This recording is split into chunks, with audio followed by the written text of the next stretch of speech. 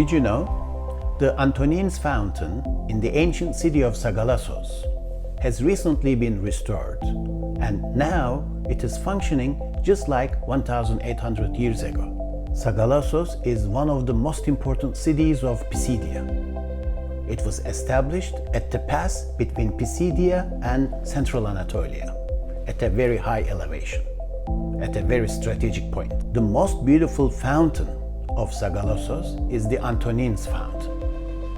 The fountain has more than a dozen statues belonging to the ancestors of the city, and the fountain is functioning more like a Dynasty Monument.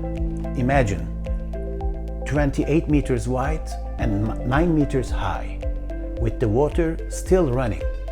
Such a beautiful